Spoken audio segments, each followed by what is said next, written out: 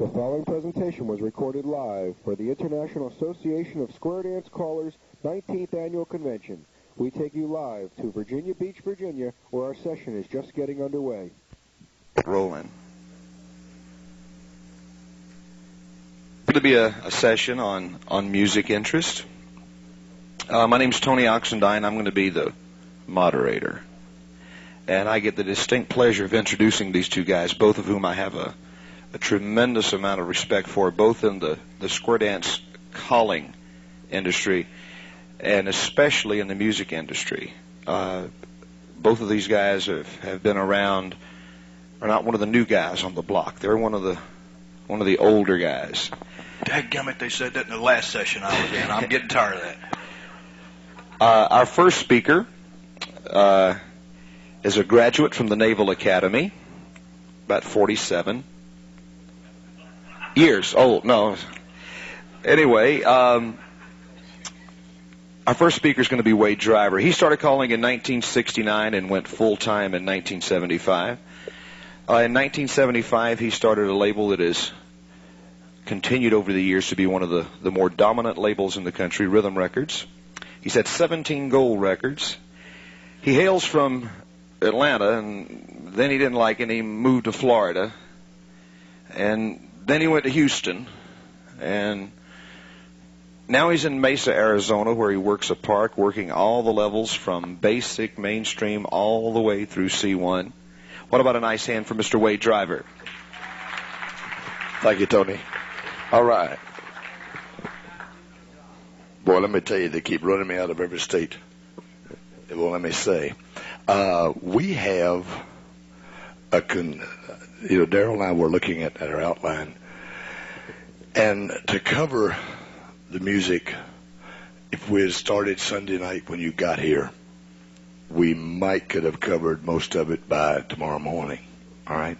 And we have an hour and 15 minutes, so I'm going to do a flyby, all right? Take copious notes and pay close attention, because we're going to fly through this thing. There are so many things that we could cover. So I'm not necessarily going into tremendous depth on any of these, but try to give you something, food for thought, and something you can work on and expand on from that point, okay? Now, we basically had an outline. We'd like to cover one, and I noticed there's been some interest in this. Some of you guys already know, but that's basically how a record is made. And not that we expect you to go into the record pressing business, but knowing how it's put together will help you use it, all right? It will also cut down on the number of the complaints, because you'll know some things can change and some things we have no control over, all right? So we'd like to go through how it's made. Second of all, we'd like to go through our opinion of what works for us in selecting records to be used. I'm going primarily singing calls, because that's where we utilize music the most, but also a little bit in patter. Thirdly, how to program your dances and your singing calls based on the music and what you expect from that music. And the last, presentation of those records, how to present them, how to style them, how to get them across, okay? And as I said, we're going to have to highlight a little bit because of the time limitations, but we'll get into as much as we can. At the end, hopefully, we'll have a question and answer period. If we run over our allotted time and you have questions, I'm sure I can stay in, and Darryl said we can always stay and answer the questions, but I want to try to get as much information to you as possible. Firstly, on how a record is made, all right, and I'm going just bare bones here. Obviously, we have to go into the studio to record sessions, and all of the producers do it different ways in their preparatory. So I'm basically going to go over how I work, and it's not that much deviation, all right? I sit at home, first of all, in selecting what tunes I would like to make into a square dance recording. That perhaps is, if not the most important process, one of the most important processes. What I personally do is during the time between sessions, I keep a list in my car, a little notepad or beside me in my pocket, of possible tunes that can be done, particularly if I think of old classics. All right, then, well, this was done 40 years ago, might could do it again, or it's never been done, might could do. And then as I get close to recording time, one of the steps I'll take, I'll go into the record shop. I have a session 2 weeks from yesterday. So when I get home, I'll go into the record shop, pull out the top 40 country western chart, and buy all 40 records and take them home. And then I start listening for can be done, can't be done. And the can't be dones, I toss into a pile. All right, that goes into the kids' listening batch. All right. And then I take the group that can be done, pull out all my cut notices of everybody that's cut records recently, and anything in that list that's just been cut within the last 6 months to a year, toss that group out. Everything else left over can be done. Then I prioritize that list and try to put them in what I think the best one to the worst one in that group. Out of 40, I may end up with 5, or I might end up with 13, or who knows. But when I go in the studio, I normally go in with anywhere from 10 to 20 possible tunes in order I'd like to cut them. Because when you get in there, if the musicians don't like the tune, if they can't get into it or you run into inherent problems, you may make the decision to scratch that tune and go on to the next. Then I take the tunes that I think I'm going to do, the for sure tunes, the ones that I know I'm going to cut for sure. All right, and I try to come up with at least 8 or 10 of those. And I sit down and I have a Yamaha keyboard. I do not play. I poke and I punch. Okay, but fortunately they come with 6-track memory banks, so I can punch out one thing and then punch out something else, and it remembers it for me. And I basically try to do a little arrangement. And then I have arrangement sheets that I write up, who has leads, fills, chases, so on and so forth. Any special instructions I've got, the key it's going to be in, and basically a chord chart. All right, now chord chart is you take your major note, which is like a C, and then you have 1, 2, 3, 4, 5, 6, 7, 8, so on. All right, 8 being a major again. Same as the do, re, mi chart. Do, re, mi, fa, sol, la, ti, do. 8 and 1 being the same thing. All right, and I write a chord chart. So when I go in the studio, the reason for doing all this is because when you start kicking out $100 an hour, you don't want dead time. You want productive recording time. So I try to go into the studio as well prepared as possible, so that when I sit down with the musicians and say, this is the tune I want to cut, we play the song, they learn the melody, this is the arrangement sheet, let's get on it, okay? Because you're limited in your time. Then, I'm not going into detail, but you cut the music, and hopefully you end up with a product that you can live with musically. All right, then the second most, and believe it or not, the cutting of the music is not the most important part. You have to assume that musicians you have hired are proficient and professional musicians that are going to play their parts. And I find very rarely does a record fail because they don't play their parts well. The second most important part is the mix down, how you can mix and blend that music together to come with a final musical product. All right. After that point, sometimes during that time, you might put a voiceover or lay the vocal down, as it said, or you might go ahead and do the mix down and send the music off to another caller who's doing his voice. He would then go into a studio, put his voice on it, send it back to you, and you mix it down. Eventually, you have to come up with one of 2 items. A 1/4-inch tape that has 2 cuts. One is your instrumental, and then spliced to the end of that, your vocal tape.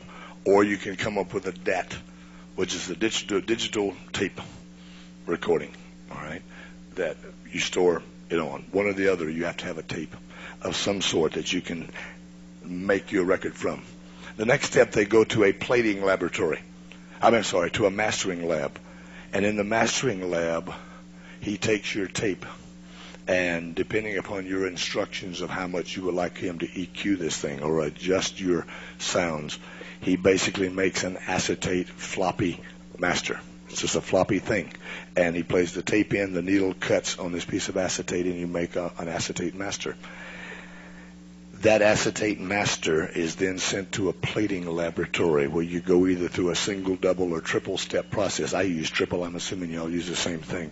And what happens is that acetate is dipped into a nickel alloy, held up, and it dries. Then it's submerged in the nickel alloy the second time, dries, and then a third time. And it gives you basically a big waffle iron plate, except instead of the big things of a waffle iron, you get little bitty grooves. It's a stamper. That's basically all it is. It's to stamp into hot vinyl. Once that's done, that is forwarded on to the pressing plant, which most of them now automated. and they have a little thing that feeds the black goop through there. And they well, what else are you going to call that stuff? It's black goop in it. It's molten vinyl. But to watch it, it's an interesting process because they have your labels, top and bottom. The upper labels are A sides up, the B sides down. The stampers are there, all right? They feed this little black ball of molded vinyl that goes in there, and they come down and they stamp this thing.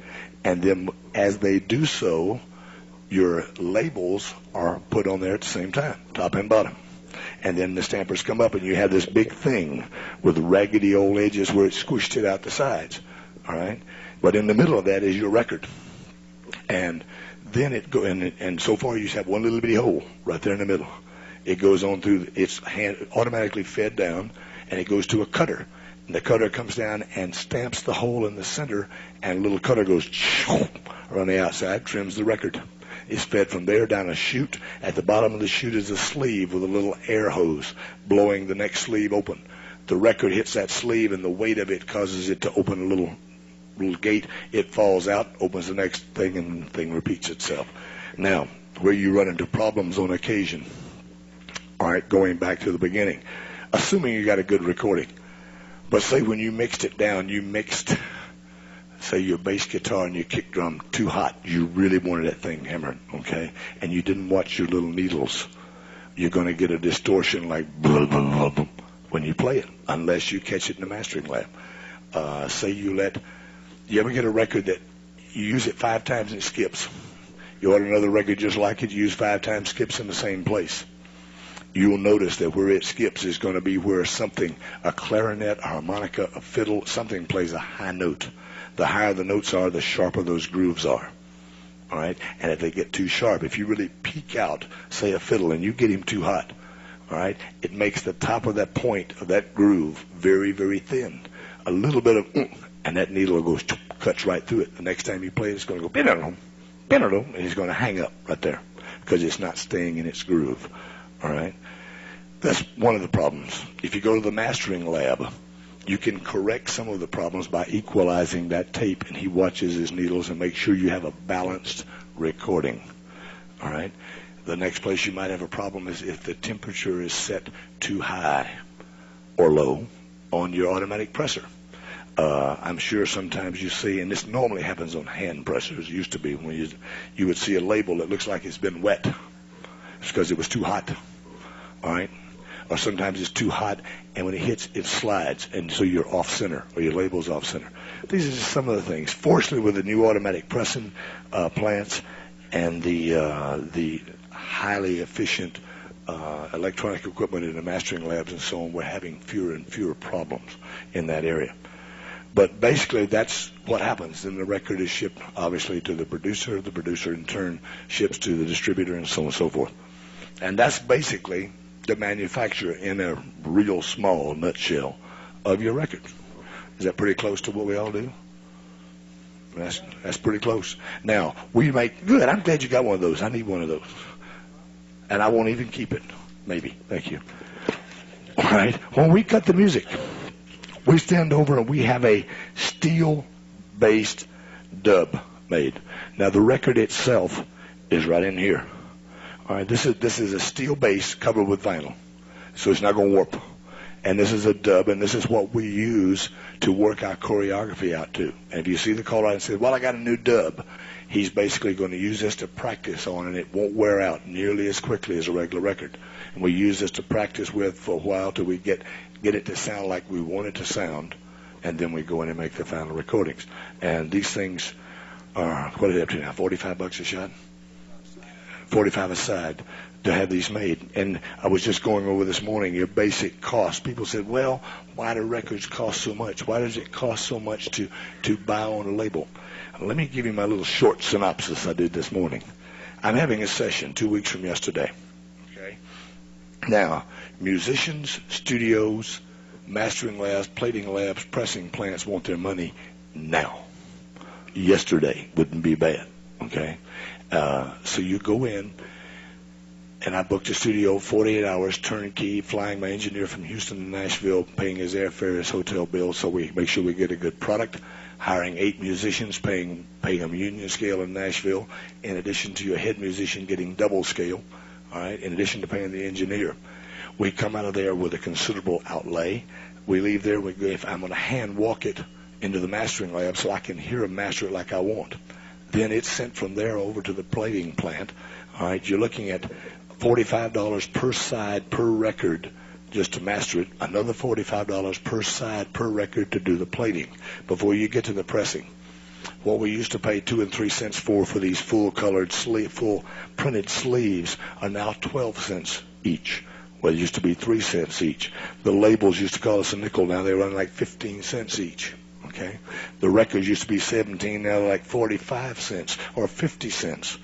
All right. We come out of here, say 3 weeks from now, 4 weeks from now. And by the time we take the music, sending out, get the overdubs, if I buy dubs for each caller on the label to practice with, say we cut 8 tunes and say we could put 2 songs on each side, you're looking at $360 worth of dubs, okay, right off the top, just to practice with. Now, the very earliest I could expect to ship records is absolute earliest is 2 months from the time we cut, and that's if you really push and shove. Then you can expect to get paid 30 days later down the line, or more in some cases, or never in some cases, all right? That means 90 days. Now, my outlay is between $12,000 and $15,000, of which I can hope I get back 90 days down the road. That's why your records are $3.75 and $4 and $4.50 a piece, because it's expensive, guys. Now, if we could go out like RCA and know we're going to sell $500,000, shoot, we cut that price in a heartbeat. Somebody find me a way to sell 500,000 Square Dancers records, and I'll be a happy camper. Right? But it doesn't happen. But this is where your money goes. We used to hire a musician that cost you $15, and you'd lay down on his side of a record, and you're done. Doesn't work that way anymore. Inflation has hit us all. Man, that's pretty close to home, guys. Nod your head up and down, Tony. Thank you very much. Anyway, that's basically it on a record thing, okay? Any specific questions in that area? Yeah. You want up next? You want me up next? Yes, sir.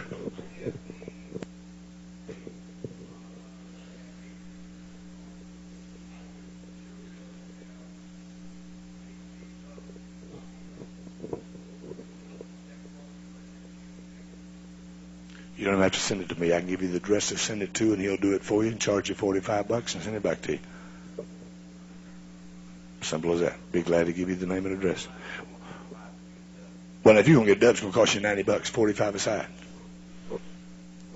That is, it's going to cost you $90. Basically what it's going to do. I used to do this for my ex-wife because she was heavy into clogging.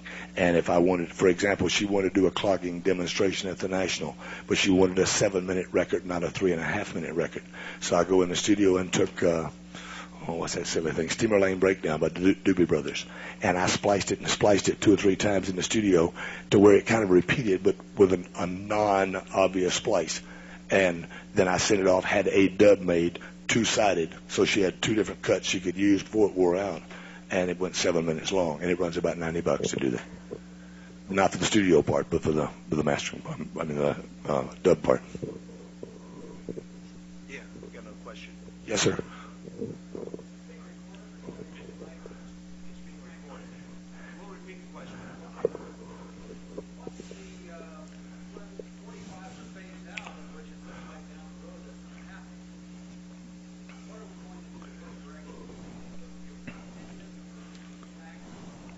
All right, the question was asked as to what we can expect down the road with the possible demise of the 45 RPM record.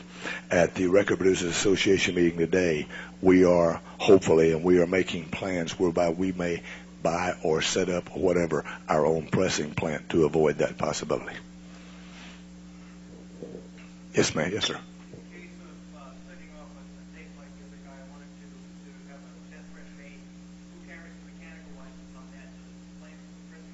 On the dub itself, it goes with the mechanical license of that song that you're going to be paying mechanical rights on anyway.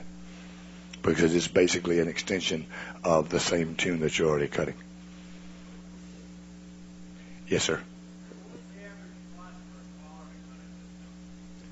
To cut a record, I'd say anywhere between $300 to $1,500.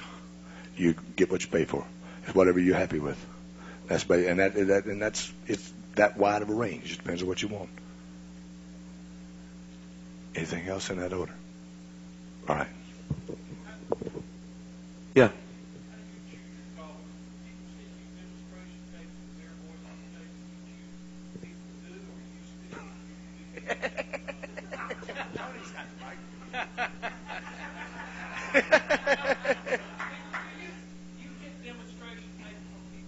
Yes, yes, and to be honest, the majority are never considered. It's my opinion, and I don't know how the two of these guys feel. As far as that, I hear so many guys that pay a certain amount of money to record a record. Wade said you can do one from $300 to $1,500. Be aware that if you pay $300 for a record, there's no way you can get new music because it costs you more than that to produce the music. It costs you more than that to pay the musicians. We look for guys. We see somebody that we think would do a nice job and that's traveling and that wants to further his career via the music industry. The two guys that Jerry and I put on our label, we approached. They didn't approach us. We approached them in both cases. I think it's true with you. And going along that same theme, and I feel exactly the same way, you have to understand that we consider, before someone goes on our label, because that's like asking this person into your family, all right, that we consider a whole lot more than whether he can find his corner and has a good singing call. We've got to go through attitude and stage presence and his compatibility with other people, his ethics. There's a lot of things goes into account before we decide to invite somebody on other than just his calling ability on stage. Answer your question? Darryl wouldn't make it. Get my notes. I have to have notes on you. Our next speaker is in fact, both these guys are like family. Darryl kind of raised me in the square dance industry. I met Darryl in 1976 right prior to the National Convention in Anaheim, and went on his label Ranch House right at that time. And Superman, in my opinion. He's from Lynn Haven, Florida. Started calling in 1969 and started Ranch House Records in 1975, and he immediately produced a string of super seller records. He has an engineering degree from Auburn University, War Eagle. Is that right? Anyway, very, very close friend of mine and a super record producer. What about a nice hand for Darryl McMillan? Thank you very much, Tony. All right, now that you guys know how a record's made, what we'd like to do is talk about the various parts of the music and perhaps the way you can use it. In our music, what we use, we callers I think use the most, what I use the most is the rhythm of the music. The rhythm. Now, what does that mean? Okay. First of all, and I'll explain more of this about this later, I just about nearly exclusively use 2 4-time records. I don't really expect that number to mean anything to you, and I'm not going to get into the theory about it because I'm sure there's a lot of people here that know more about it than I do. But basically, I have a piece of music here that has all of the melody and everything else pulled off. I'm trying to remember which side it is. And this is strictly rhythm, okay? You don't have to like this song or anything like that, but I hope I can just show you the various parts of what I'm talking about, and I'm going to change records and show you how we use it. Ooh, that's sort of loud, distorted, isn't it? Okay, this is a basic rhythm track, okay? We have a downbeat, and I'm going to turn these little knobs if I can reach them here, and I think I can accentuate that downbeat for you. You all know this when you teach beginner classes. You show them the bass beat, and you show them the step on that bass beat. What I'm doing is taking some treble out and adding a bunch of bass in, and we boom, boom, boom, boom, boom, boom. Okay, that's what we refer to as the downbeat. And I'm going to take the bass out now and add some treble in, and you'll be able to hear a piano like a or a guitar. That's the upbeat. Okay, that's where people pick their foot up. They're going to put their foot down on the boom, boom, boom, boom, boom. And a record such as a march record, which this is not now, a march record makes you want to put that foot down and go boom, boom, boom, and keep it down. A 2/4 like this with that upbeat makes you want to pick that foot up, makes it a lot more live, okay? You do a boom, chuck, down, up, down, up, down, up, down, up. Makes it so much easier for our people to dance, okay? So when we refer to rhythm, that's it. That's a pure rhythm track. Nothing on there but rhythm. Okay? Change that now. Put on a different one. This one's got rhythm with a little, it's not really a melody lines necessarily, but this is just a standard hold-down pattern record. This has got some real bright upbeats, what I call sparkle. It just gives it, it's more than just a boom chuck. There's a lot of other little things in there like a banjo that makes it sound a lot better and makes it feel real good. And with this is, there again, this is basically a rhythm track, and I'd like to show you how, and you all know this, but I'm going to accentuate how we should call to this. I'll give you 2 or 3 examples before I get off of this. With the boom chuck, down, up, down, up, down, up, down, up, down, up, down, up, down, up, down. Okay, now all of our music just about is built in 8-beat phrases. And, you know, you sort of like a round dance. You're doing a part point together, touch here, that intro, and then we start right here with a 1, 2, 3, 4, 5, 6, 7, 8. 1, 2, 3, 4, 5, 6, 7, 8. 1, 2, 3, 4, 5, 6, 7, 8. 1, 2, 3, 4. All right. Once you can get your dancers to dancing a step. Now, I bet you, I won't miss this. I bet every one of you have called, and you look out there, and here's some guy, the music's playing like so, and this guy's going, walking, and getting in the right spot, knows every figure, you know. It hurts me. It literally hurts me. I can't watch people do that, okay? I just can't watch them. But some people don't hear the music like the rest of us. You shouldn't necessarily criticize those people, but they just don't hear it the way we do. There's no way they could possibly physically move that way if they could hear that music, I believe. But hopefully they're in a minority. I can't watch somebody like that and call. I'll intentionally look somewhere else or watch the wall and call or something. But once you taught your dancers, and I know you know, I'm talking as if we were just teaching class or beginners or what, or you were a beginner caller or something. I know that's not the case, but I'm starting here and hopefully build up a little bit.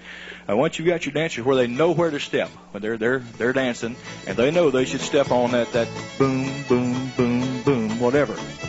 If you can get in phrase with the music calling, it makes it so much more comfortable for everybody. Now, I will tell some of you, because I know that we have some callers that have been calling for a long, long time, and you're timing experts and all that. And if I've read that if you can start your calls so that the people start dancing on that phrase, that's even better. I don't think I can do that. I don't think I could do that to square dancing. What I try to do is I call on the phrase. It's a bow to the partner, bow to the corner. You join hands, circle to the left. I'm over accentuating those words, but I try to do them right on the beginning of those four beat measures or phrases, okay? Do an Alamana left. Do a do side do. Men star left. So on, okay? Now, you got those dancers, you got them where they're dancing in the proper spot. You get to calling in the right spot. If they're taking the right length of steps, now that's, of course, you don't say take a step that's 9 inches or 16 inches, what have you. But once you've called for just a while and the dancers are used to you, you're used to your tempo and this kind of thing, it gives people an emotional high I think that's what makes so many of us stay into square dancing. I did a program a couple of weeks ago, and I had a young caller there, and he's an excellent, excellent young caller. And at my home club, and I do probably a little more stuff there because the people used to me than I would at a special dance. I don't know. But when I'm doing workshop and choreography type things, I get away from what I know is the proper timing because, and I think all of us do, you can see somebody about to break down, or if you're going to call something they're not really that familiar with, you know, you get away from your so-called perfect, if that were possible, timing to allow them time to adjust, see their position, get into the right spots, and all that kind of stuff. I think most of us do that. All right, but then you do that so much, if you do it too much, it becomes work. You know, and it's a mental strain on these people, so I work at trying not to do too much of that.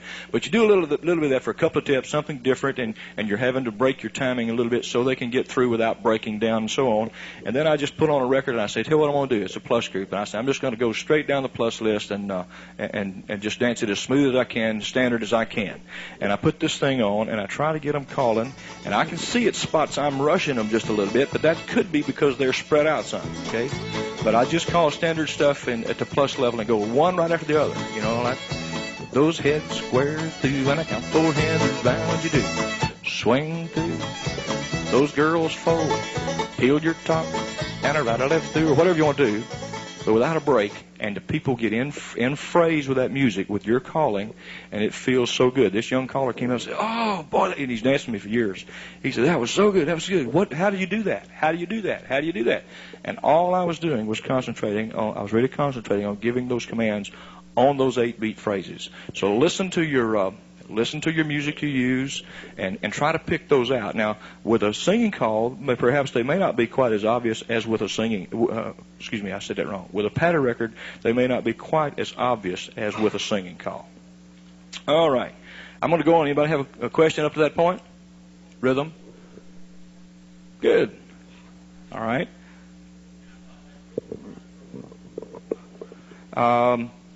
Another month you can.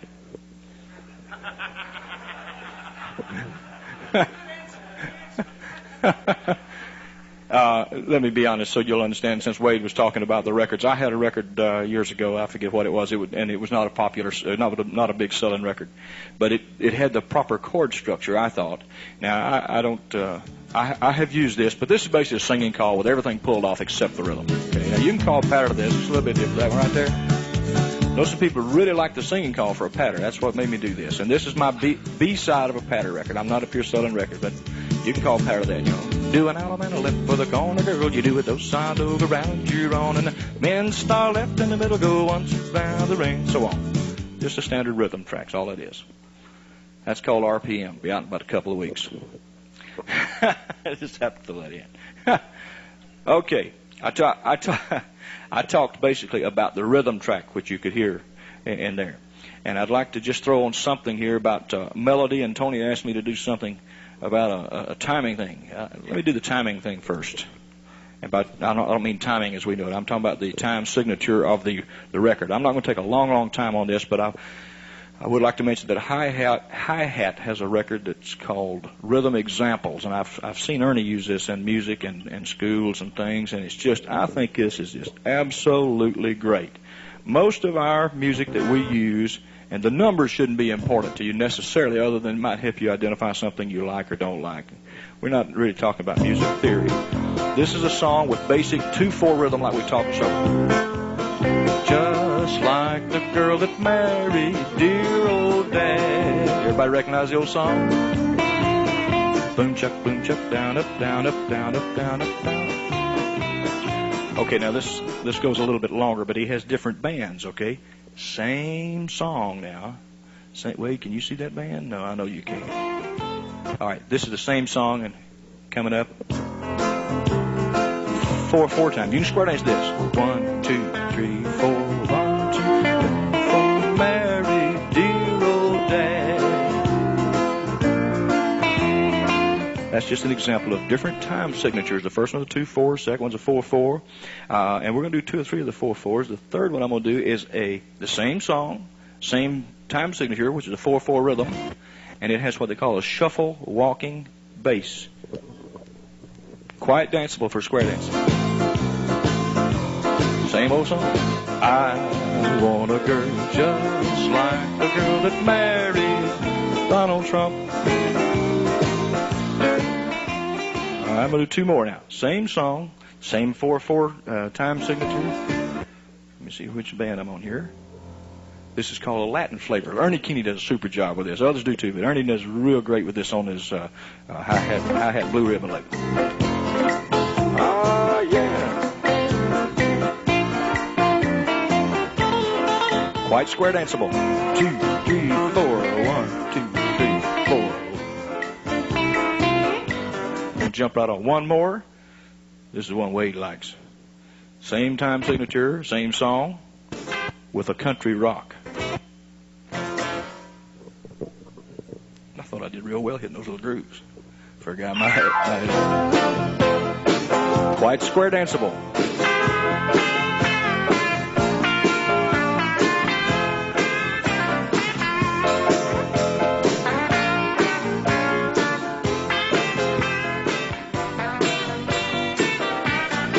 Now the next one I'm just going to play a piece of and show you. It's the same song in a waltz, not square danceable.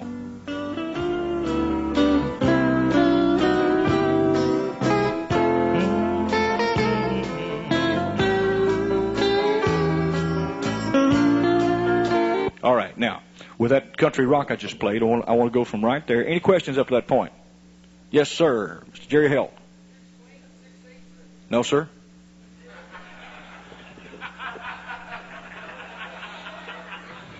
Question was, can I explain a 6/8 rhythm? And it's quite a trick question because he knows more about it than I do. I know. The bottom number on the time signature is the number of is the size note that gets the beat for the measure. A 4 on the bottom of that fraction means that a quarter note gets a beat. All right? An 8 on the bottom means an eighth note gets a beat. The top number is the number of beats in a measure. 6/8 means there's 6 beats to a measure, an eighth note gets the beat. That normally sounds like a rat-a-tat, rat-a-tat, rat-a-tat, rat-a-tat, rat-a-tat, rat-a-tat, rat-a-tat, rat-a-tat. It's what? It's a march? Could be a march? No, a 4/4 is march. Now that's, I'm not a musical theory person, I don't have. But from what I've read, that's all I know about it. Okay? Another question. How do you select a key? Okay, now, I'd like for these guys to correct me if I tell you something wrong. I hear everybody say, what key you singing? What key you singing? Okay, you can do so many records, and you should know about what key most of the songs that you do are in, but I don't see a way to say that I do this song real well in C or D or what have you. Let's say a song is done in C. The melody from there may go way up high, and you can't reach it. So that particular song, you'd have to drop back down to a G, something down. See, we go up to A, B, C, D, F, G, and then A, B, C. So if you're up here at this C, you drop back past the B and the A, and you get down to this G. You might could do that song in there. Okay, the next song you pick up, you say, well, this song's in G, so I know I can do it. And you put it on. The melody may start in G and go way down. You can't get down there. So most of us use a mid-range for that particular song. I've recorded over 100 square dance songs, and I never walk in and say, play this in this key, because I'm not a musician. I don't hear that well. And I go in, I say, play it, and if I need to change it, I'll tell you. And that may sound silly, but that's just the way I have to do. Now, these guys, Wade, I don't know, Tony plays a little bit of piano. These guys, perhaps they can play the piano and pick out what they like before they get there. I cannot. But you just have to listen to the entire melody of the song. That's what I think. What do you think? Is that right or wrong? Don't. That's all that counts. The range is what counts. That's what I said. Yes, sir. The last note on the record? In most records that I have done, yes. Not always. Now, I just recorded one that the last note on the record is not the key note, and it sounds a little funny. Different. There's nothing technically wrong with it. Answer that way. Most of the same thing, and most of the time it is, but unless you've got something that's really off the wall. For example, there's a country lick that only a steel guitar can hit well. That when you finish up, normally go did-diddle-diddle-diddle-diddle-diddle, but the steel goes did-diddle-diddle-diddle-bum-bum. Nothing in the world hits that note like a steel guitar, and so you got to bend that thing up. I'd say 90% of the time, yes. If you can, if it doesn't hurt the feel and add something to it, do what you got to do. But most of the time, yes.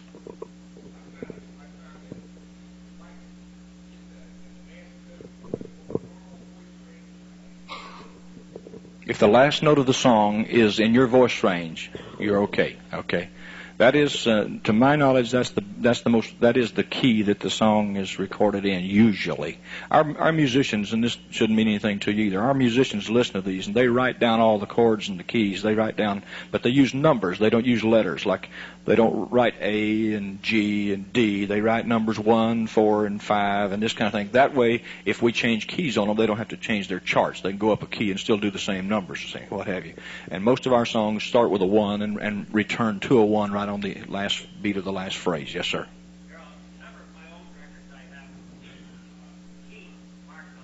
The key marked on the label.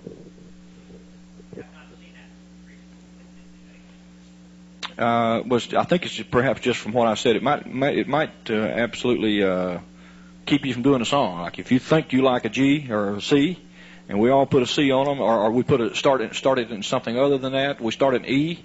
You might look at that and say, "Well, I don't do an E," so you put it down. It might fit you perfectly. So I don't see a reason for putting the key on my record. I don't see. I know they used to do that in sets and order and you know that kind of thing. I've never found that I could use that in any way myself. The range is what's important. Yeah. Well, any other questions before I go on a little bit? Okay, I'd like to talk about picking just for a couple of seconds, and I'm going to turn it back over to Wade or Tony, either one. But I've talked about rhythm, and I will just mention that melody is what we sing on a song, and I think you all know that. And I'm just going to pick on a singing call that's just got, I think, a pretty.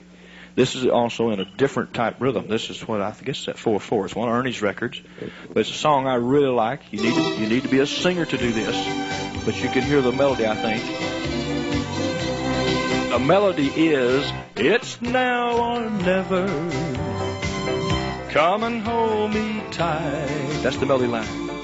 La la la la la la la la la. Tomorrow will be too late. Now, somebody could take that rhythm track and probably do a dozen different songs. But that melody line, what the person's saying, that's what makes this song. I just wanted to identify the melody. Now, we put melody on our records basically to guide each of us. Okay, from having called so long, I need that on there myself. If we were country western performers and we're going to perform at a nightclub or something like that, and we were for some reason we use tapes or records, most probably we wouldn't have the melody line on there because we're out there singing the melody line.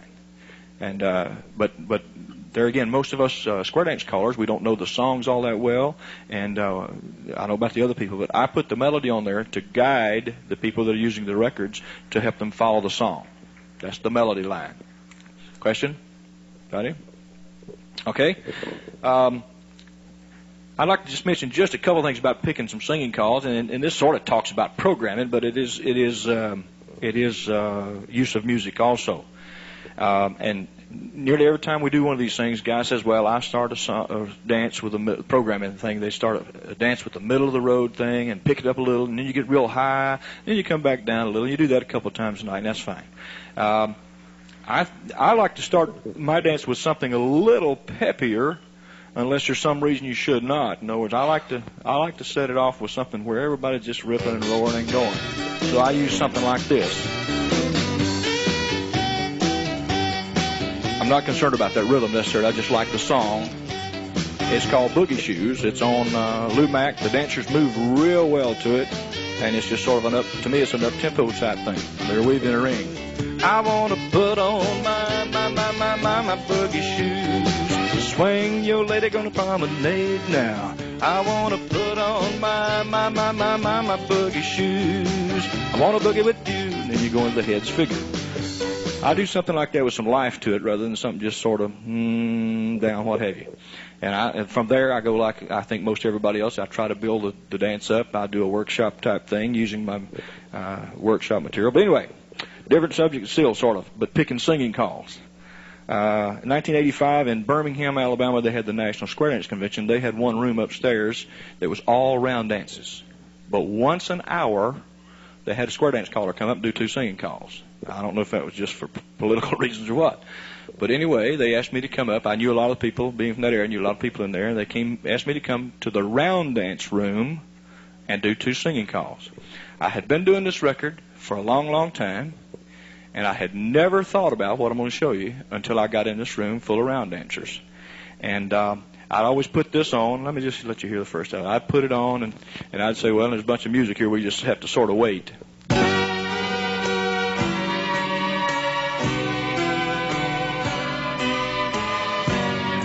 Well, you do. You just wait.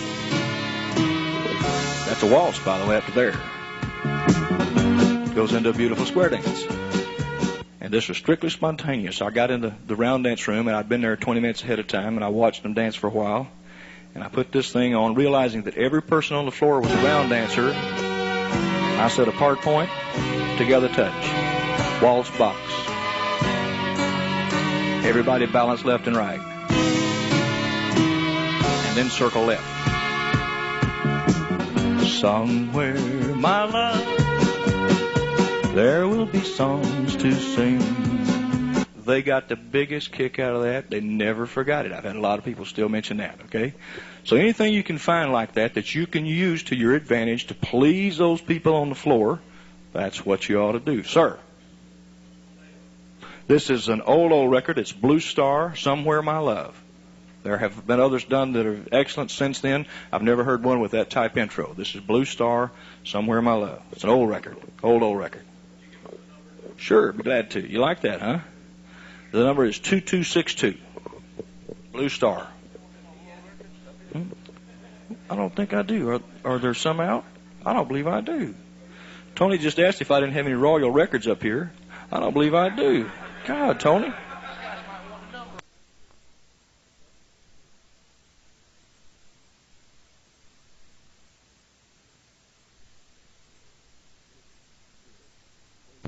Here.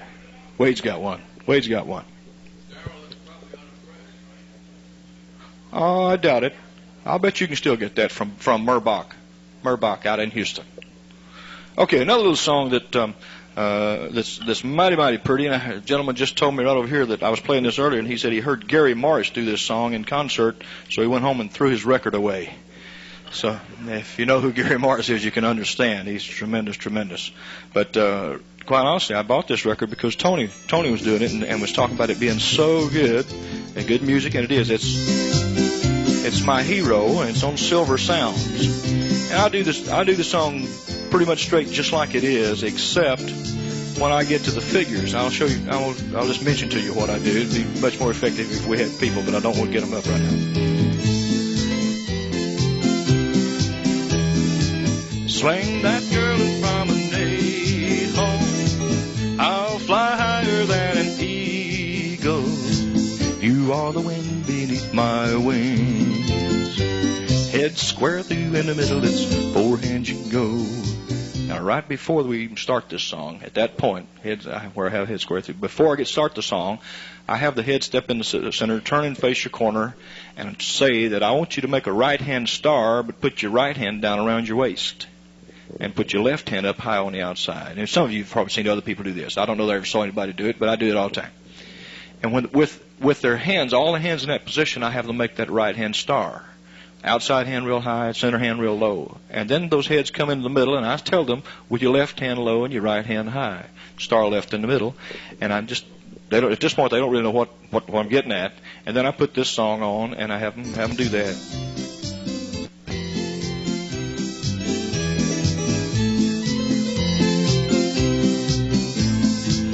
You are the wind beneath my wings. Head square through in the middle, it's 4 hands you go. Make a right hand star and soar like an eagle and go. Heads to the middle with a left hand down, star around. With the outside two, go right or left through, and so on. And then when you finish whatever figure, right and left through, veer left, Ferris wheel, pass through, swing this eagle and promenade. And I do that for the 3 figures. And the last figure, of course, I always use the word in here, girls. Right at that same point, the last figure, I say, girls, swing this turkey and promenade. Gets good response. Anything makes people smile, have a real good time. That's what I'm looking for, is something like that. I'm going to mention a couple things. You know this without me saying it. Patriotic songs. Back about the time that the Iraq situation happened. What's that been now? Year and a half? It was a year and a half? Huh? Well, whenever it was, I had occasion to do this, which is an old song. There again, gang, I'm not pushing records. I'm trying to emphasize to you some things that you can do with the records you have or a record you can buy that I really think adds to the people's pleasure on the floor. And let me say this, whether we're talking music, programming, showmanship, whatever we did, the first thing, there's one line on all of my little teaching programs and everything: people on the floor have a good time. I want the people on the floor to win. I want the people on the floor to have a good time. Don't care what the topic we're talking about. That's what I'm after. People on the floor have a good time. So with this song right here, I don't know what brought this about, but we were talking about the war and thinking about the war, and I told everybody, right, just as I put it on and as the music started, I said, I don't want you to go anywhere. I want everybody to join hands as if you're going to circle, but don't. And I said, I want you to stand right there. Don't go anywhere. And I want everybody to sing with me. Oh, beautiful for spacious skies, for amber waves of grain. You go through the entire song, takes 64 beats. They stand right there. Go through the opener, they're singing. They're really getting into it. I promise you, it feels good. When the opener finishes, just as they finish the singing, then you go into a normal head couples figure or what have you. Okay? I think that's great. Questions? Problems? Anybody? That's old. You might could get this from Red Boot. It's on a Gold Star record. Does Red Boot have those now? This was Cal Golden. Red Boot, it's Gold Star Records, America the Beautiful. The number is 715. Okay. Yes, sir.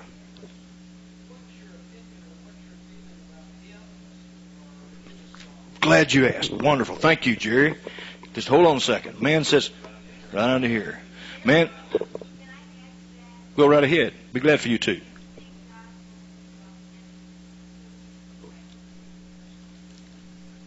Y'all sing what?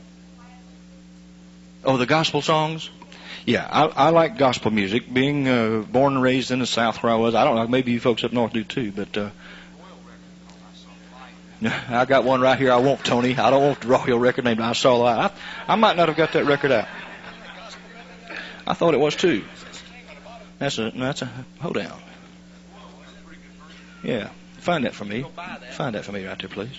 Okay, I'm going to answer your question and to give you an example. It's Sting. Yeah, I don't have any idea where it is. I thought I got it out. Okay.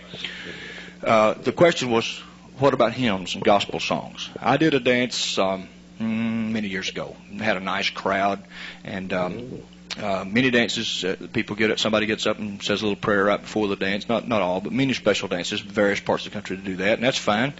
There again, I'm not pushing religion, or certainly don't want to put anything like that down, or don't want to offend anybody. But someone came up and asked me for the song "Let's All Go to the River." I don't have that with me, but it's an old song. It's "Let's all go down to the river. There's a man, he's walking on the water. Come along with me. Da-da-da-da-da. There's a man walking on the water." I did that song. People just loved it. Somebody asked for it. That's the reason I put it on. When the dance was over,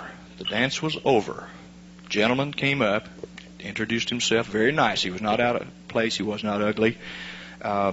He was a pastor, preacher. I think he was the guy that said the prayer at the beginning of the dance. I'm not sure. But he came up and he said, "I want you to know," he said, "I really enjoyed your dance." I said, "You did a good job with the dance." He said, "But I don't think you ought to do gospel songs at a square dance." Okay, so, it just caught me flat-footed. Here I stand, and I said, "Well, I'm sure sorry if I offended anybody." And that was the end of the discussion. But I wish one would come up and ask me again. I thought about that for weeks. And if anybody says anything, I do this song right here a lot. I'm just going to do just a couple of little spots. And I have others, not necessarily with me. I have others that I do. I think this is just... I don't have "I Saw the Light" on Royal.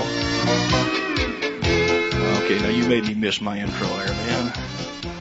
There is a very fine new gospel song on Royal Records called "I Saw the Light."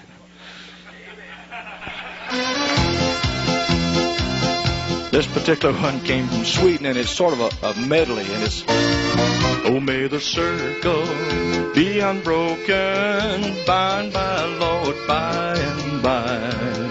There's a better home waiting, so on. Okay, that's the opener and closer. The figures are this little light of mine, I'm gonna let it shine, singing hallelujah, I'm gonna let my little light shine. Middle break is hallelujah, the song most of you heard. Hallelujah, I am ready. So on. I love that. People like that. Anybody comes up and criticizes me for doing that, I'm going to tell them right now that if you're ashamed of your religion and ashamed of your God and what have you, then you shouldn't be out here, because I am not, and I'm glad to have this and my religion and my God in my life every minute. Now, what do you think? Now, really, if square dancing makes them uncomfortable, especially to something like that, they shouldn't be there. That's my opinion, Jerry. You asked. Thank you very much. Back in the back, sir. Blue striped shirt. That's on Sting Records out of Sweden. It's Gospel Medley, and it's number 203. But there's a very good song called I Saw the Light on Royal Records.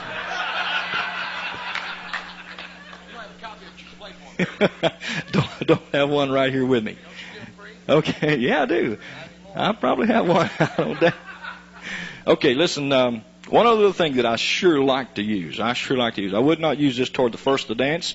And, of course, you could use this song and this record with a grand square or you could use that type thing. But I like to sing the entire thing. And I use an old figure. It's not anywhere near new, but I find it relatively easy to teach. I don't mind doing this at mainstream. I don't mind doing it at plus. But I'll take just a few minutes. It doesn't take but a few minutes to workshop, and I teach a grand parade. Now, some of you know that, some of you won't. Okay, it was around at least. Well, I put it on one of my first two records, so that was in '75. So it's that old at least. It was one of our quarterly selections or an emphasized call or something back at that time. But I take a few minutes and teach a grand parade, which takes 64 beats, which allows you to sing. And I do that enough during the patter portion to be sure that they can dance a grand parade without the cues. When I put this on, I say, heads go grand parade. I see trees of green, red roses too. I watch them bloom for me and for you. I think to myself, what a wonderful world. I wrote down some words off of Satchmo's song. I hear babies cry, I watch them grow. They'll learn much more than I'll ever know. I think to myself, what a wonderful world. Then you can just do normal figures, okay? I don't do the grand parade for the middle break, just do something else. And then for the closer you do it, and this thing closes up with, I think to myself, what a wonderful world. Get a tremendous response to that type thing. I really like it myself. I do songs I like. Hey, there's a Royal record, all right. But it's not I Saw the Light. It's not I Saw the Light. Any other questions anybody have? What's the number? Chinook, I want you to notice now that I have not got up here and pushed one Ranch House record. Do you know? Chinook 097. Use Royal. I should push Royal. I should play that since you dug it out. I will push one record by Tony Oxendine. Who? I get, and I will be honest with you. We have Ranch House record. We haven't done anything in about 3 years. We have some stuff ready to go. We're starting back to produce again. We did put out over 100 records, and this one was about somewhere around 78 or 9. And this is our biggest seller by far. It's by Tony Oxendine. Everybody asked for it. It was so popular they made a movie of it. It's called Pretty Woman. Ranch House 204. 504. Sorry about that. Okay, I was just really joking about that. Yeah. Questions, anybody? Tell me another question right quick. Tony Oxendine. Wade Driver, I'm sorry. Back to Wade. All right. Okay. I have a couple of Royals over here, Tony. I probably won't use them, but I have them over here. All right. Now, I'm going to take a quick run. Basically, from beginning to end, you have to select your records. You need some method for that. You have to program your records, and then you have to present them. All right, I'm going pretty quick. As Darryl said a while ago, you try to get a variety, all right, and that's true. What do you look for when you buy a record, all right? This is opinion, all right? Nothing as flexible or as intangible as this is carved in stone. It can't be. You have to do what suits you the best. But for me, all right, I get some records in the mail, and I store them up till I have time to listen to them. And when I go, like here, I'll go in and listen to some at the shops and things like that. I have to be totally honest. My primary interest is not on that call side, unless I'm hunting for a caller, all right? If I'm hunting for a record, I'm not worried about that side, unless I'm not familiar with the melody of that particular tune. Now, if you go to a store and you listen to 30 tunes, right? Obviously, a tune with which you are familiar with the melody is going to have immediate appeal for you, right? Don't reject a tune because you're not familiar with the melody. But that's not going to be number one on your priority. But make sure it's a melody that you like, that it's whatever. It's comfortable. I don't care if it's happy, smooth, love song, whoopie-doos, whatever. A melody that you like the melody, okay? Whether it's one you're familiar with or not, if you're comfortable with it. Second of all, and you'll be hit on this a while ago, range. The key means nothing. I'm not as subtle as Darryl. The key means absolutely nothing. Whether it's cut in E, E flat, F, G, X, or Z, doesn't matter. If you can hit the highest note in that song and the lowest note in that song comfortably, you can do the tune. And that's the range of that tune. All right? Now, Some Broken Hearts Never Meant was cut in C. Good luck on the range, unless you happen to have a pretty wide range, because it climbs to the rafters and goes to the cellar. It doesn't mean you can't do the tune, but the range of that song is quite wide, and then you have other songs that are very narrow. The key that they're cut in really doesn't matter, and it's not even a true indication of whether the range is within your range or not. You have to listen to the song, listen to the melody, hum that melody, and decide for yourself, am I comfortable with the highest note? Am I comfortable with the lowest note? If you are, at least you know you can physically, technically do it. Now, so far you like the melody, the range you can handle. Variety, as Darryl just beautifully pointed out, a variety of all things. Don't hang it right in one rut, okay? Don't just do country and western. Don't just do big band. Don't just do 2/4s. Variety. Be versatile in your program and your selections. All right? What do you listen for? Again, is the rhythm, whether it's 2/4 or whatever rhythm it is it there? Is the rhythm solid? Can the dancers dance to it, or is it thin? Okay? You've got to hear the down and the up. Right? Now, the down is there. There's no question about it. The up's there. All right? You can get that up. So whether you like the melody or not, the main thing is, can you dance to it? Is the rhythm there? Okay? Say, okay, the rhythm's there. They can dance to it.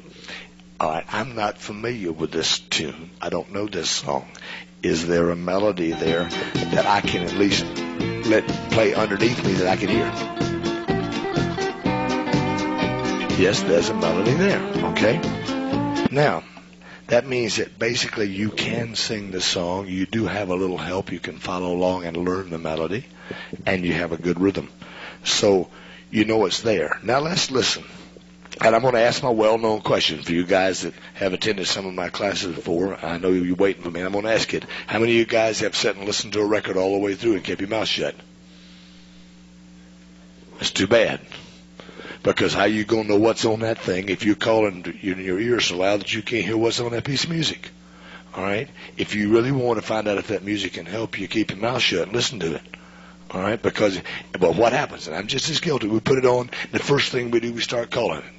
All right, and you have no earthly idea what's on here, what little didos and what little musical things that, frankly, we pay a lot of money to put on here, and you don't ever hear them. Okay, now, as I said way back in 1984 at Reno when we did one of these music sessions, very rarely, and I've not heard any caller yet with a voice as pretty as the instrumentation that we have on these records. Now, there's a little break on this that I see no reason whatsoever to call over the top of it. Now, I'm very obviously hoarse, and so I can't, I'm not going to do justice, but I'll give you an idea. Now, the first time through, I'll do a 4/8 chain across the ring, all right? And we'll give you an idea. This it's his fault. All right. 4/8 chain across that ring, go. You roll away, sir. All right. So I'm basically calling it, okay? It's a nice little rhythm, and I'm calling to it so, okay? But you hit the middle break, and there's some guitar playing in here that's just really neat. Why do I want to call over the top of it running? If people play and they can dance, and I can prompt call. Now listen.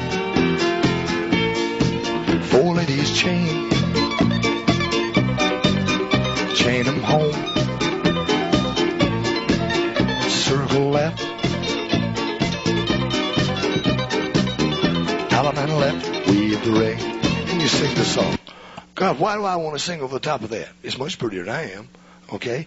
Listen for little things like in there that might help you, okay? Now that does with fills and chases. Here's a record that came out in about 1976, I think. It's one of the first that Darryl Clendenin is record number 9 on Chinook.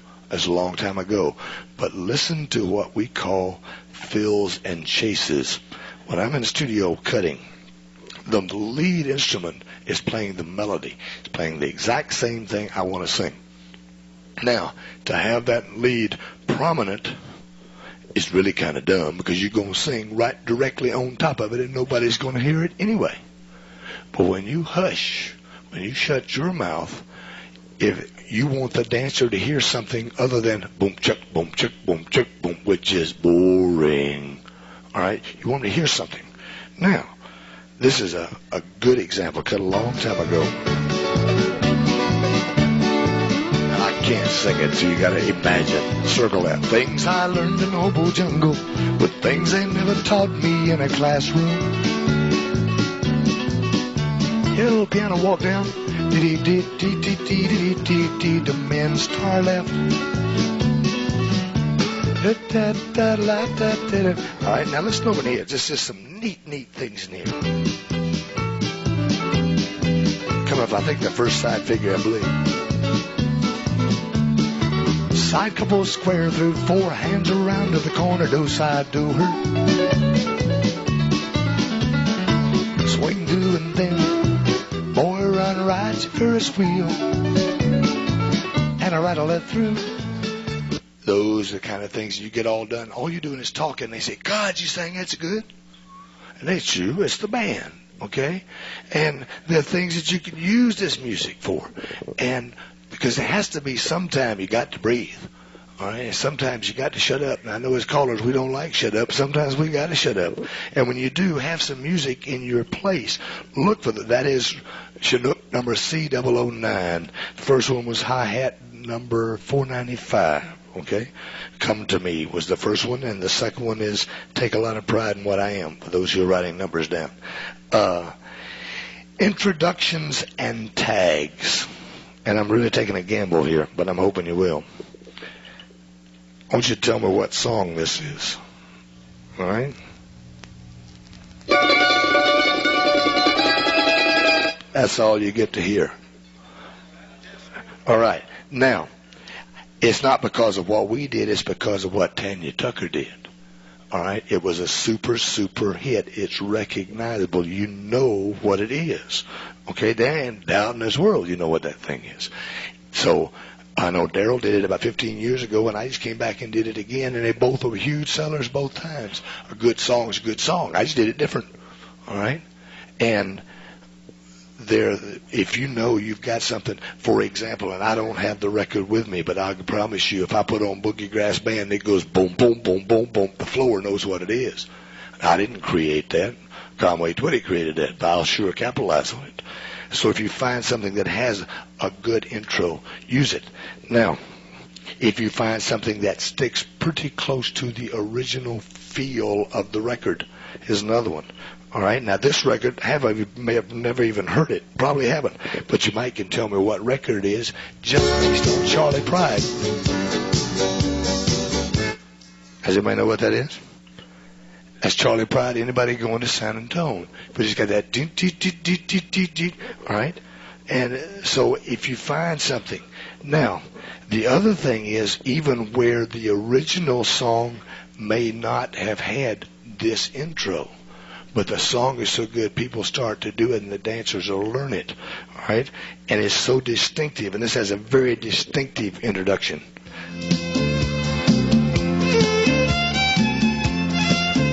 You know what that is? On and on. You can't miss it. That is a Royal record number 307, called by Jerry Story. Oh, and Tony Oxendine. All right. But there are some that are so distinctive. Now, when you get in there, it used to be the common practice of doing an introduction. You take the last 4 bars of the tagline, and that's your intro. Boring. All right? But the problem is, half the time it's what you got to do, because it's the only kind of intro you got. But if the producer can come up with some sort of distinctive introduction, and it's a good record. Now, it's got to be followed by a good record, or you're wasting your time. But I think this On and On is one of the best Latin rhythm tunes that's come along in 30 years. I love it, all right? I may butcher it on occasion, but I love it. But you put it on, and the dancers just know right away, I'm going to like this. Have your battles done, okay? Let's go to the other end, okay? Go to the other end. Let's listen to tags, okay? You have short and long tags. God, I'm using another Royal. I don't believe this. All right? This is what I call a walk-up tag. You don't have to walk it up. And if you want to come out level on that last note and let the music do all the work you can, or if you want to go with it, you can. But in either case, this is one of the, I say the second or third best tag I've ever heard. All right? Now, it's on the end of Morning Sky.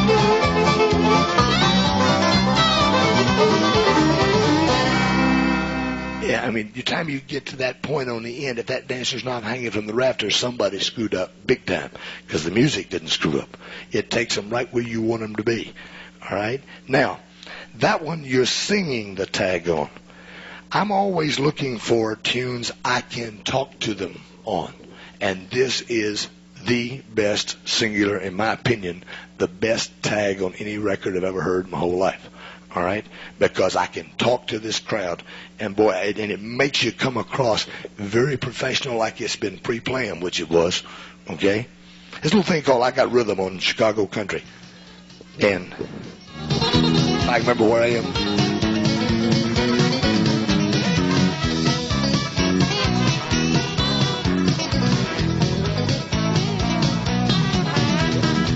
Alamat in that corner. Swing your own. God bless, guys. Y'all come back to see us. Appreciate you being here. Dynamite. It's just dynamite. It gives you. It is perfect. You Alaman left, come back, swing your own, talk them, thank them, and they're busy. And they're thinking, yeah, wham, and it all comes out at the same time.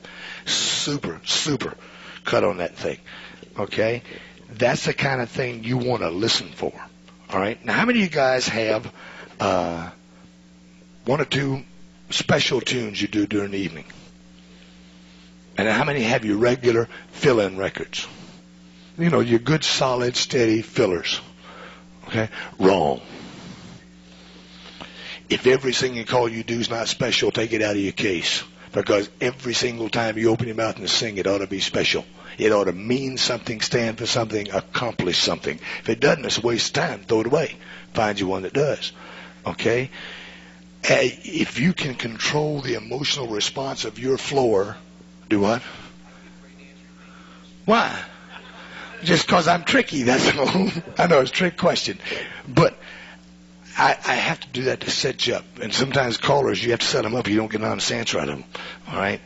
But I'm serious. Every song you sing should be special and should have a purpose. Okay? And I'm going to do a quick draft, right quick. And this is something I'd like to take credit for this altogether, but it's something that Tony and I both learned from Dick Jones many, many, many years ago. If you call a flat line dance, if it's flat line high, you're going to wear them out and they're going to go home right there. If it's flat line low, you're going to bore them and they're going to go home right there. Fact of life, they're going to go home right there. Somewhere in here, they're not going to stay over there.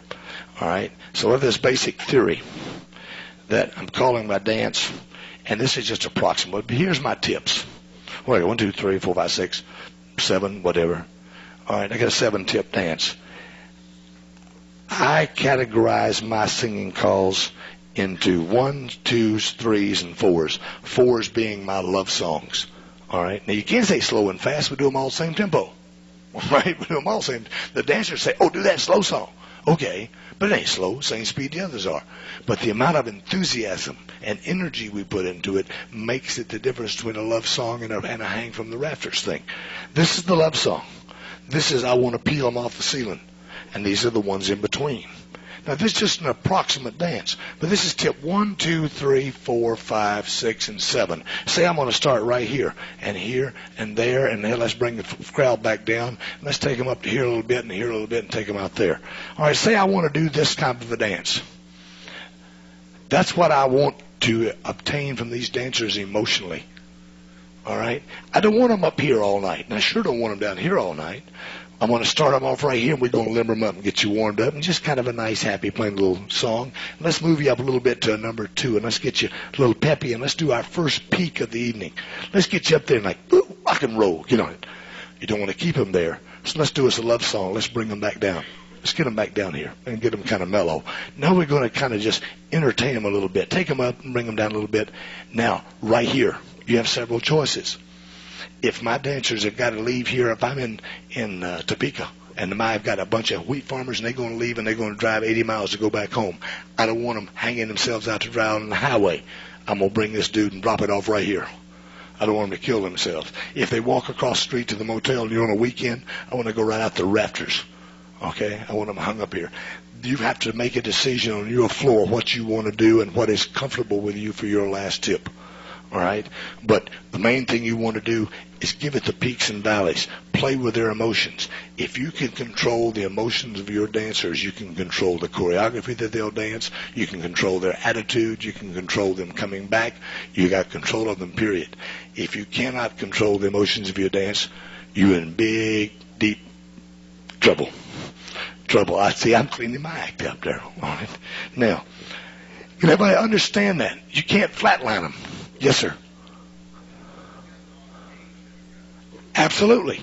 And you might take this whole thing, move it down. All right? I'm in Mesa, and I'm not going to do a whole lot of ones. I may start off down a little lower, and I may flatten this curve out a little bit. You've obviously got to use good judgment. You're absolutely right. And if you got teenagers, I start at 1 and go to the -3. You know, but you're right. You've got to use good judgment. But you still can't call the same dance, or you shouldn't, in my opinion, call the same stuff all night. You've got to give them variety, not only of types of singing calls, and variety not only of different choreography, but you must give them emotional variety during the evening. Yes, sir. Greg.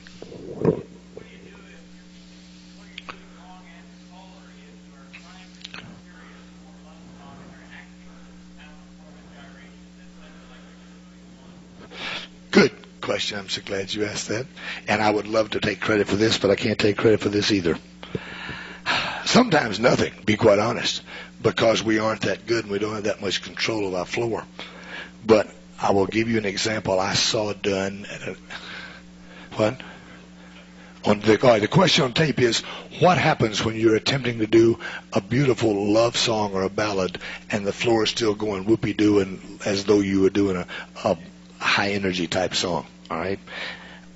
An example of how you might consider handling that is at a club by the name of Fool's Gold in Houston, Texas, about 1976. They were used to, at that time, bringing in the very popular country western stars, Eddie Rabbitt, so on and so forth, doing concerts on stage at the club, okay? Now, far too often, the people in the club would still be rattling their beer bottles or their cans or whatever it is that they were doing, making noise while the guys were singing. Sometimes it interrupted the singers. Sometimes they could care less or whatever. This particular evening, there was a gentleman by the name of Don Williams was the entertainer. And Don Williams started off with a middle-of-the-road kind of song, and they were noisy. And the next tune he did was a quieter song, and they were noisy.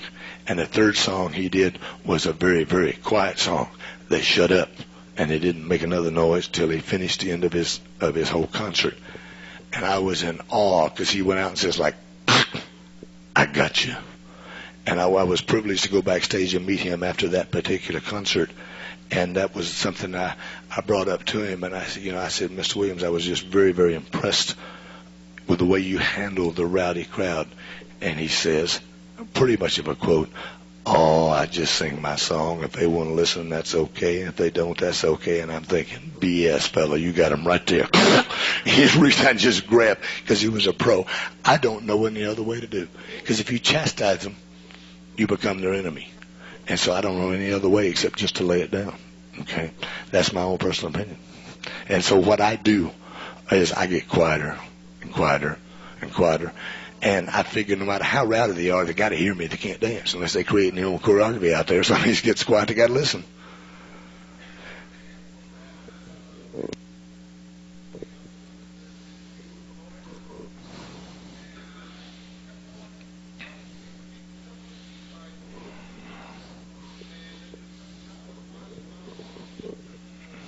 It works. It works. You can use your music as a sledgehammer, and you can use it as a velvet hammer.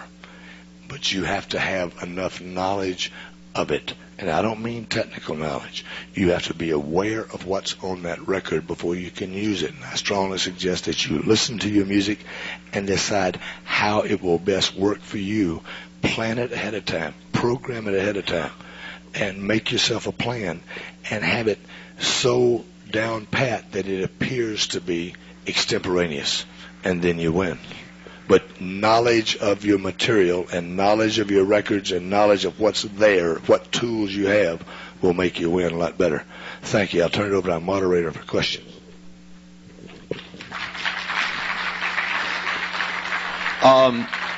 I think we've covered both ends of the spectrum here. We've gotten a hold of some of the mechanics, how the music's done, as well as the fine line, how individuals style the songs, as well as the structure of all of the songs. Be aware that most square dance music, 99% of square dance music, is all arranged the same. All of it's 64 beat measures. Ever so often, you'll find something that's a 72 or a 90. But you don't find them now because callers like to change the figures on the records, and those don't lead itself to them. Anyway, we've got about 5 minutes for questions. If you guys, yes, sir, right here.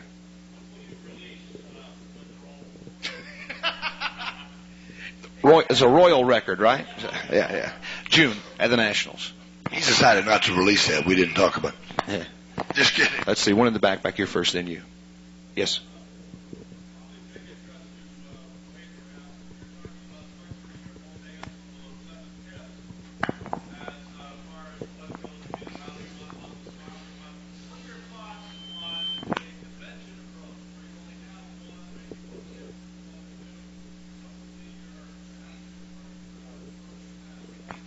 All right. The question was relative to programming an entire dance based on emotional response. How do you handle at a convention or a festival, I'm assuming, when you're only assigned a tip, a half a tip, or maybe 2 tips? I'm so glad you asked that question. All right. I've attended 23, I think 22 national conventions, and this is the situation there, and it astounds me. And again, planning, programming, plan ahead. It got so bad in Houston that they put a sign on the table in the main arena, please do not call New Attitude in this hall. At one time, it was called 4 times in the same hour. I would strongly suggest that you keep this in mind, that your floor is either going down or up, but it's never stagnant, okay? And go into that hall ahead of time and find out what was called in front of you. What are the guys in front of you doing, and what's going to make you look the best and make the dancers happiest. I love to walk into a hall, obviously, when they've done 7 love songs in a row. I mean, because here comes the Savior, baby. We're going to hang you from the rafters, okay? Other side of the coin, in 76 at the Anaheim National, I followed 3, whoopie-doers, and the one right in front of me was a gentleman named Larry Ward, who did a Fiddler on the Roof thing, and you could appeal them off the ceiling. And somebody says, and I had just cut 2 or 3 records that were really go-goers, you know. They said, how are you going to top that? And I said, I'll show you. And I pulled out Don Williams' cut on Red Boot of Somebody Done Somebody Wrong song, laid that sucker right down to the bottom, and they loved me. You do what's appropriate for your floor. If your dancers win, you win. But you've got to get in there first and hear what's going on so you can plan yours. Also be aware of the same thing. This same structure you're talking about applies to a dance. It can apply to a tip. It can also apply to a song. You arrange your song the same way. You don't want to do the song the same way 7 times through. You know, peak and valley each individual song as well. You're right over here, sir.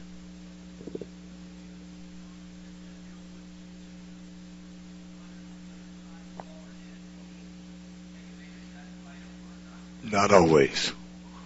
It'd be lovely to think so, but not always. And to be honest, in my case, sometimes I've been guilty of it too. If I've put a song out too quick and wasn't used to it, if the caller, and if you guys are going to record, remember to leave some holes for those instrumental licks. All right, just remember to leave. But most of the time, I'd say most of the recording artists are very conscientious. They listen to it and they try to take advantage of it, but not always. Sadly to say. In our situation, we put the vocals down prior to doing the fills, and so the fills are filled around a dummy vocal on the other side. That's the way we do ours. That way we get the fills. Right here.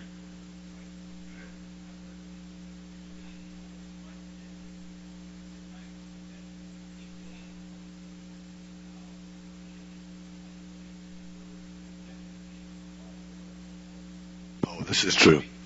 All right, their question was based on a particular caller's interpretation of a song as to how you would rate the tune, and I'll give you a good example, all right, because Tony does such a fantastic job on it.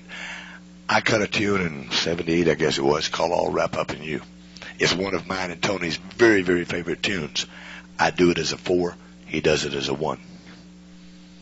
It depends on your interpretation and what fits you and how you feel about it. Is that not a pretty good thing? I mean, because I do Wrapped Up in You, and I bring it down and down and down because I just want it really mushy, oogie, you know. And he takes it 1.5 octaves up yonder into the stratosphere when he gets done, and the floor is like, yeah, okay. It works for me. It works for Tony. It's how it fits you best.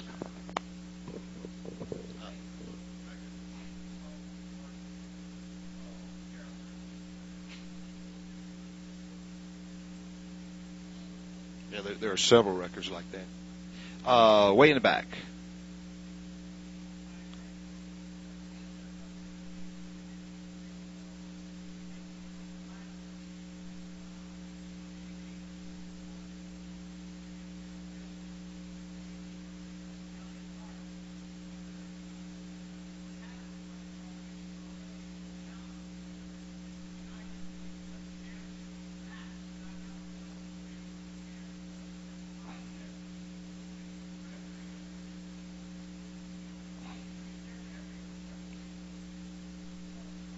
Are you talking about what I said a while ago?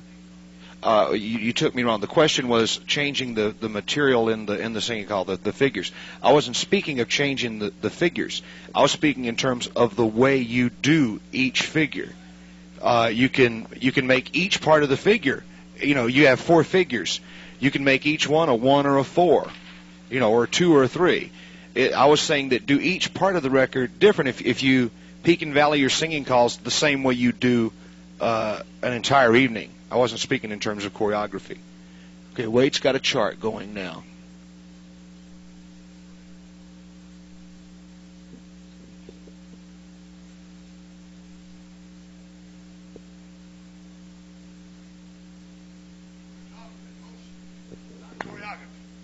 Okay.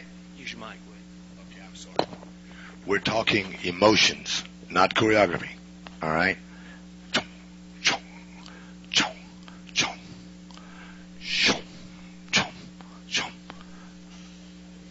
Something along that line. Or you might even start like this on some song. Start here, drop it down for the first head figure, second head figure, middle break, back down here for the first side figure, second side figure, and take them out.